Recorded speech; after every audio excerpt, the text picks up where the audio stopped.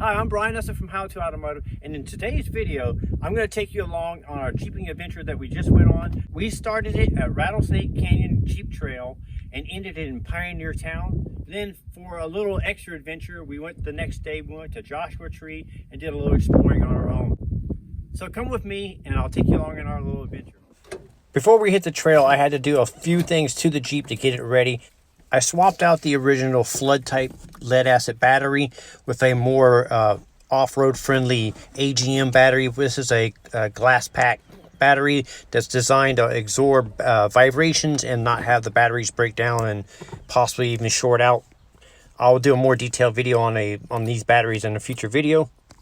So our vehicle is pretty much stock and it doesn't have much as far as recovery points. So I add a couple recovery points to the vehicle. That way if we get stuck on rocks or anything, we can be drug off. Because we're running stock suspension, stock tires, there is a good chance that we could get stuck on an obstacle. So this will help drag us off. I added a couple grab handles, for those bumpy situations. I also picked up a few other accessories. I got a shovel here, the collapsible shovel here, that you can put it in a few different positions and use it to dig yourself out, like if you get stuck in sand or something like that. I also picked up a recovery rope. I got a fire extinguisher mount here, and I mounted this up here on the left side of the roll bar here. I'll do a much more detailed video on the installation of the fire extinguisher mount and fire extinguisher in a future video. It was a pretty simple install and it held up well on the trail. No vibrations or noise or anything from it. And one of the most important parts I added to the vehicle was communication. So I have a ham radio, and I also installed a hard-mounted GMRS radio here for backup communications. The club that we're part of, the San Diego Jeep Club, is switching over to this. So I have two ways to communicate. That way, if there's any problems, we can reach out to somebody. The last thing you want to do is break down on the trail. So before you head out, it's a good idea to do an inspection, and that's what I did here. So I threw it up on the rack and found this hose that was unsecure here. So I resecured it to the mount and just made sure that all the fluids were in great shape. And if anything was in bad shape, I changed that out. And the last thing I did before we headed out on our trip was pack a tool bag. So you want to take some tools with you. You want to take the type of tools that you're going to use on your vehicle and nothing else. So you don't want to take extra stuff. So what I did was I go under the vehicle and I figure out what the suspension bolts would take to swap out an axle shaft or a ball joint or something like that.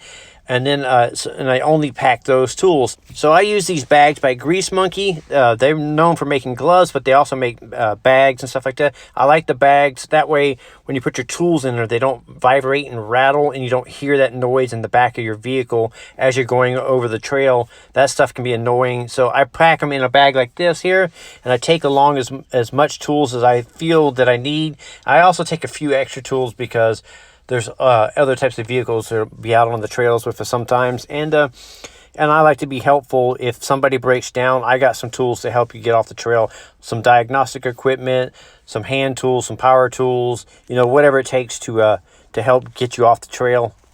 Including an assortment of aftermarket wheel lock keys. You can never find those wheel lock keys when you need to take those wheels off, so I've got a set of them. So we got up at 5 in the morning to pack the Jeep up and head out on the road. So we had a 3-hour drive to meet up with the San Diego Jeep Club at the Rattlesnake Canyon Trail. And we timed it a little close. We only had enough time to air down and just catch the driver's meeting before we headed out on the trail. In the driver's meeting, we talked about a little bit about the trail, what we're going to expect to see on the trail. We talked about radio channels and communications, and then we got right on the trail. Now, today's trail was basically designed to help new people into the off-roading community learn how to do wheel placement and come across some of their first rock gardens and obstacles that you will come across as you progress into the sport, and actually test out your vehicles and test out your nerves and just build your confidence. And you'll see later on in the video that confidence building that the members helped my girlfriend Gina work her way through, and it's pretty awesome how she made it through it. On this trail, there was a few obstacles that you could get stuck on. This Trailhawk Edition Cherokee got stuck on a few obstacles here, and it was a great time and a learning experience for me to how to do vehicle recovery, and you know, we had to do what you got to do. I jumped in there with a pry bar and pried some boulders loose so we can roll the boulder out of the way and then get the vehicle moving again. That's the great thing about coming out with a club. There's no man left behind. So if this vehicle had been broken down or anything, they would tow him to the nearest road. Not only tow him there, but wait with them until the tow truck picked him up and he was on his way to safety.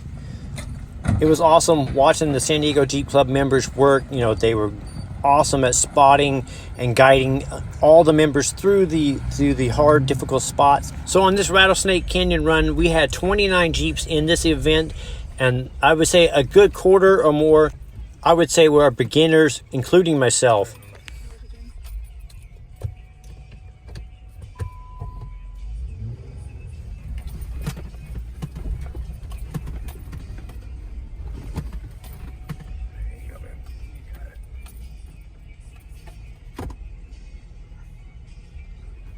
My girlfriend Gina has quite a bit of experience driving with the San Diego Jeep Club and off-roading. She had taken a 4-year layoff due to an injury, but now she's back at it. So we decided to get a manual Jeep just to be a little bit different. And we quickly realized how much more difficult it is to drive on trail with a manual. We almost second-guessed it, but we're actually really happy with how the Jeep performed. So this is a 2014 Jeep, and I'm 100% sure that this vehicle has never seen off-roading before in its life. There wasn't a scratch or a dent or scrape or anything under the undercarriage at all until today. Today we got plenty of them. We used the rock sliders, we used the gas tank skid plate, we nicked the differentials a few times. We slid over quite a few obstacles using the undercarriage of the vehicle. I'll show you that scarring later on at the end of the video. And this next clip is an awesome example of the San Diego Jeep Club members helping us, guiding us, and building our confidence in our driving skills and what our Jeeps can capable of doing. On that corner, just kind of swing it wide as the line through the corner. Just where I've got my tires, Gina. I'm not going to make it over that left rock. I don't think I'm going to clear it. Okay, hang on. I'm going to slide you. You're going to be just fine. Okay, thank you. Okay, just come drive it. No. You got it, babe. Oh, I don't know if I can get it. I'm going to get myself stuck. It's all right. He'll tow you out. We'll tow it out. He'll tow you out. Hey, Gina, I want you to put it in first gear. Some cows, just kind of sit down, checking us out. Is this the Hey, one? brake, guys. Okay. First gear in. Oh, it's in first? No, that's what he wants you in first. Okay.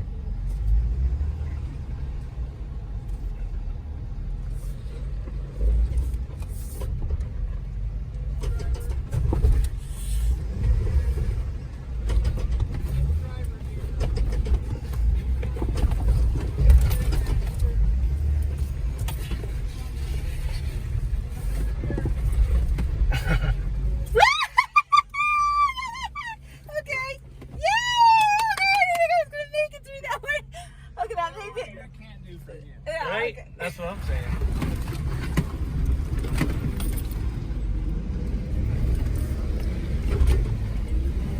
We definitely put this Jeep to the test. Yeah, and the test says we need a higher Jeep.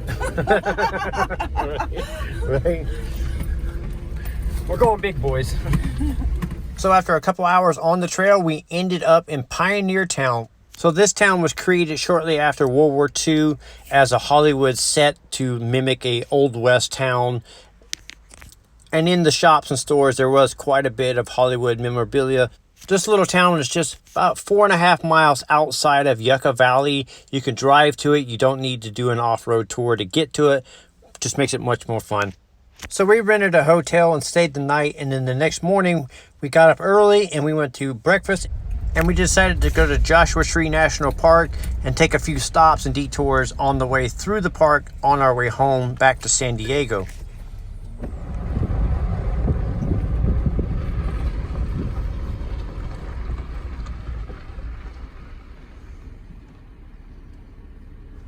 So if you've never been to Joshua Tree National Park, it's worth a stop. The scenery is amazing. The wildlife is amazing. There's goats and tortoise and road runners and stuff like that. And it was just a really cool spot to be.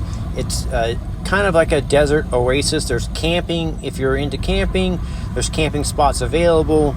There were tons of hiking trails for miles and miles and miles. So if you're into hiking, this place was awesome. You just got to watch out for those rattlesnakes. One of my favorite spots in the park was Skull Rock. So this rock literally looks like a skull, kind of Pirates of the Caribbean-y, and just, you know, hiking around and having a good time. So after driving all the way through the national park onto the opposite side, it dumped us out near the 10, and we decided we didn't want to jump back on the freeway and just take the normal freeway route back to San Diego. So we decided to go through the Anza Borrego Desert and take the back way home. The cool thing about the deserts here in California is at different altitudes and different areas, the desert changes. So there's different types of plant life, such as Joshua trees in one area, and then there's sandstone in another, and lava flows in another, and just all different kinds of geographical sites and stuff to run across and see. And it's just an amazing place to drive through.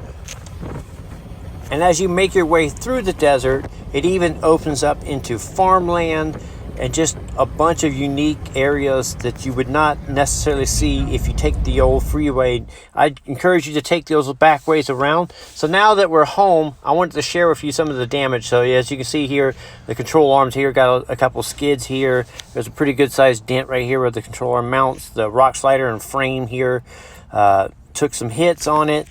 The underside of our Jeep definitely saw some action. And like I said before, this vehicle had never been off-roaded before. And as you can see, now we have the scarring to show for it. And we're going to be doing some upgrades on the under plates and skid plates and armor plates, lift kits, axles. So make sure you're subscribed to those channels as we upload those how-to videos on those upgrades and future events. I'm Brian Esser from How To Automotive, and I hope you enjoyed our adventure. Be sure to follow along and subscribe to the channel. Thank you for watching.